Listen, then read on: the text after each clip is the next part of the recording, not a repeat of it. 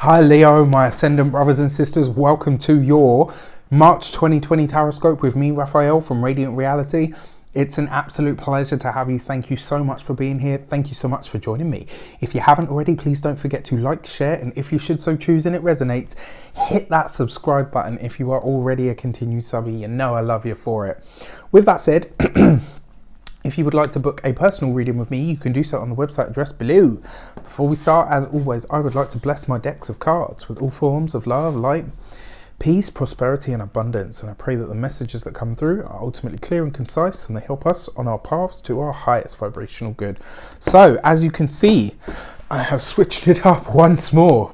And many of you have asked me for this over the time. And I finally feel like I might be ready to deliver this. So I'm truly, hopefully, I'm truly hoping that you find it useful and informative in some way, shape or form. So let's go straight in. Your full moon on the 9th of March happens in the sign of Virgo. For you, Leo, this is all about your second house. This is all about your money and materials. This is about your finances. It's about the things that you have. It's also about the talents and the skills that you have that you can use in order to generate finances, in order to generate money, in order to bring wealth to you. A full moon is a completion, it's a culmination, it's sometimes it's an ending as well. Now, whenever we say it's an ending, I like to think of it like this. When a woman reaches full moon of pregnancy, she's heavy, she's ripe, right? She's there ready to release a baby into the world. So although it's the end of the pregnancy, it's the beginning of the child's life. So do you see what I mean? It's like an ending and a beginning, but all in one. It's a culmination of a process, let's say. So if you want to see what you're likely to reap the rewards of financially, what intentions did you set around the Virgo new moon, the Virgo new moon last year in 2019? What was it that you set into motion or started or intended to do or to bring into fruition? Because that's what you're going to see the results of now. I've got my trusty notes here. All right, so yeah, this is taking place in your second house. This could see a much needed cash injection, which is always lovely. It is trine to the 10th house of your career, and Venus conjunct Uranus is beautiful, right? So we've got Venus in Taurus. She's happy there. She's giving her best blessings. She's conjunct Uranus, which is surprise blessings, moments of just kind of things showing up out of the blue and so having you say like, holy crap, I never could have imagined, imagined that this would happen. It might be something that you've always wanted, but not necessarily something that you ever saw actually happening for you, which is really beautiful. Spotlight could be shone on you in a big way, Leo, and this could be a moment of pure bliss with everyone knowing your name or at least wanting to get to know you. You could be in high demand. If you haven't seen my Uranus into Taurus specials, please go and watch them. They're in a playlist somewhere here on my channel. In fact, I think I'll put a link for them in the down bar so that everybody can have a look at those if you haven't seen it already. So Mars is actually trine this new moon as well, right? So that's offering you the power to go after what it is that you want in your work, or making you very proactive about your health and fitness routine, giving you the energy and the dynamism to really make some sort of headway. Which is beautiful, right? Because Mars is very happy in the 6th house. Whenever you see in the 6th house, Mars is very happy in Capricorn, should I say.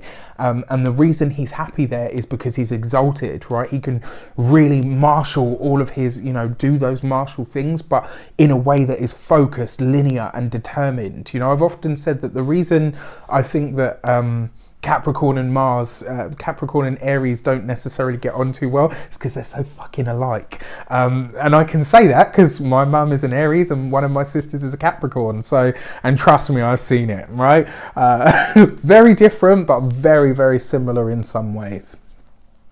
So with the trine to Jupiter in the mix, this is you getting ready for the growth of ease and opportunity to expand your work, to even get seen in the light of who you want to be seen. And with Pluto, it could be giving you the chance to elevate in some way that really lasts, right? Because Pluto is about deep transformation. It's about the long-term transformation. It's not really felt on the daily level. This is about that slow, steady, relentless move towards creating the things that you want, or changing the current status quo, so to speak. Letting go of what has held you back in terms of your work or confidence, and how you feel about yourself now.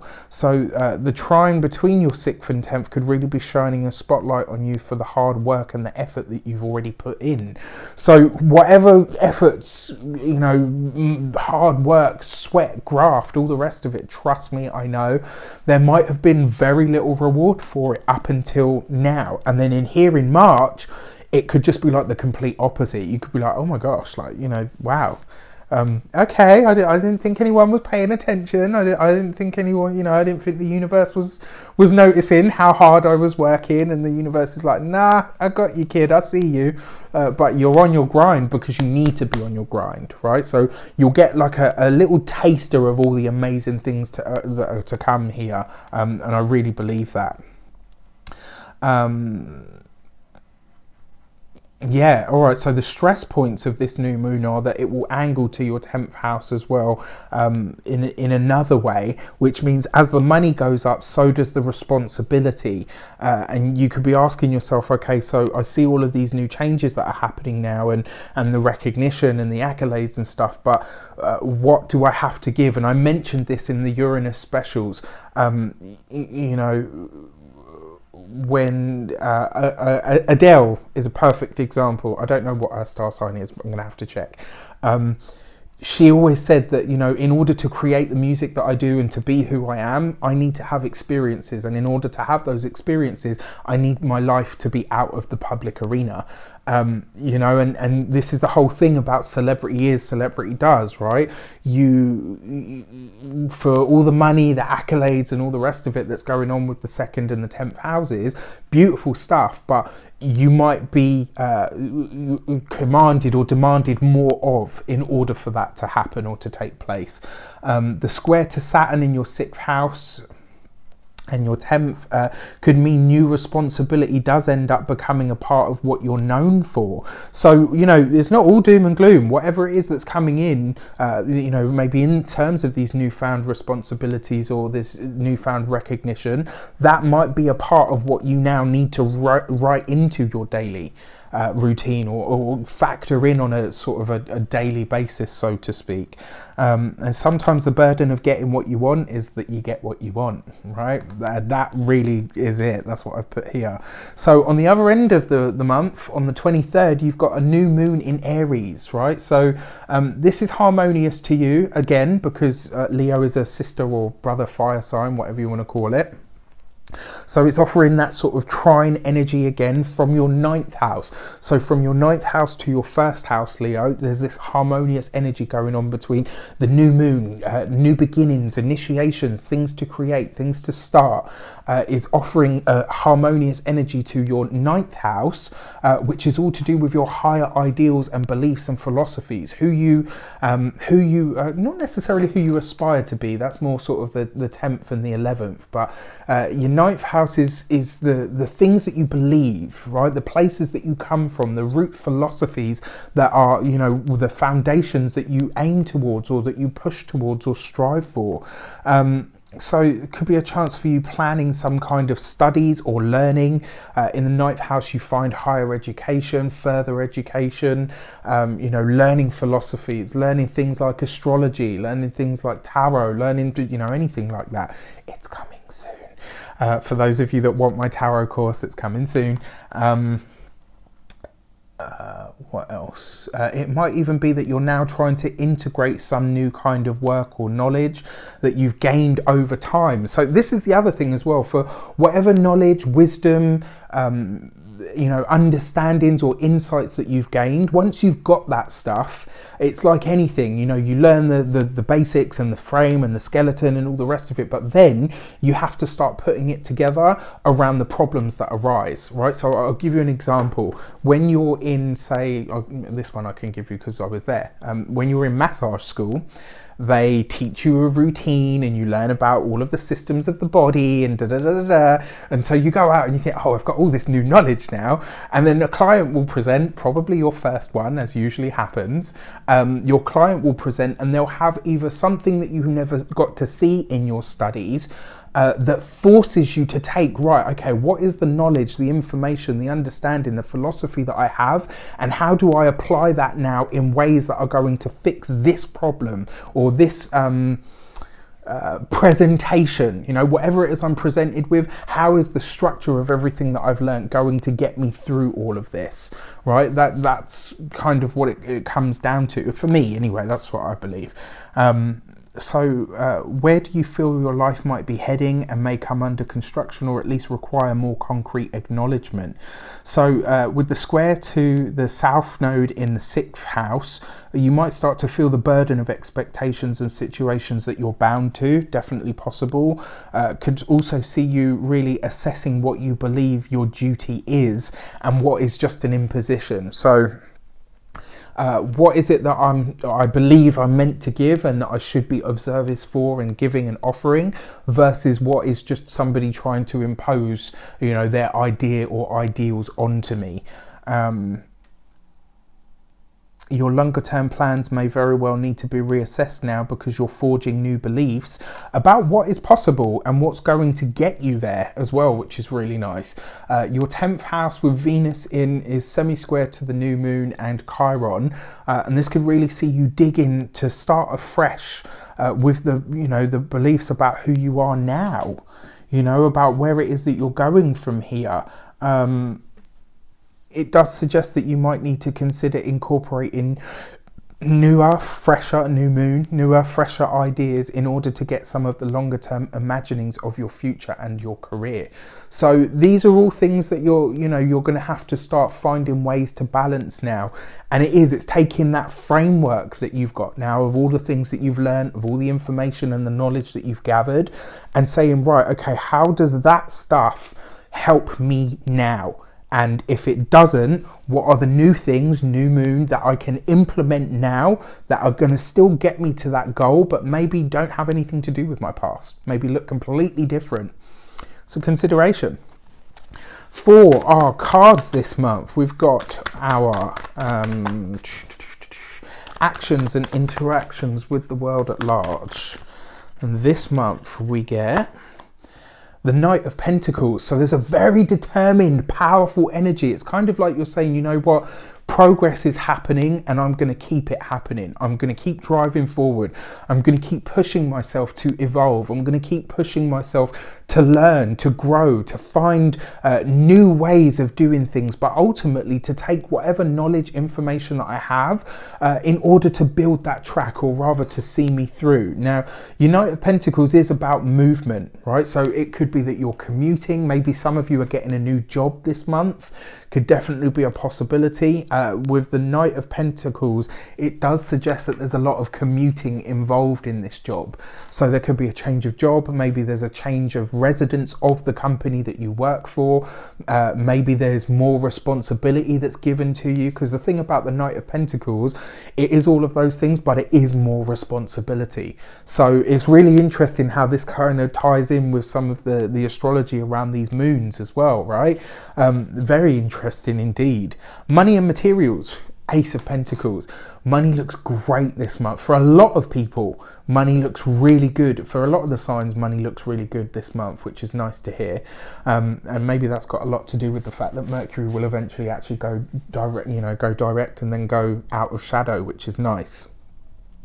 New start when it comes to finances, new sources of revenue, new streams of revenue. For some of you, this is literally a new job.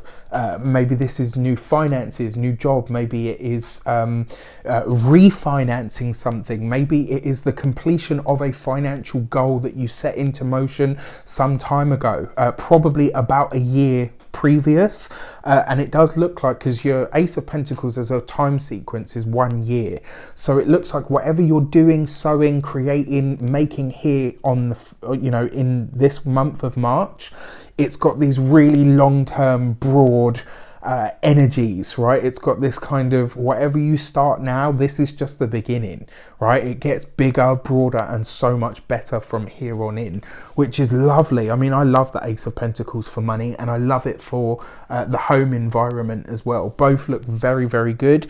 You might find that you're not spending as much time at home as you would like because you are so busy, and maybe that's one of the reasons money is going to be so great this month, because you won't have a chance to spend a lot. For your communications and conversations, you have the 9 of Pentacles.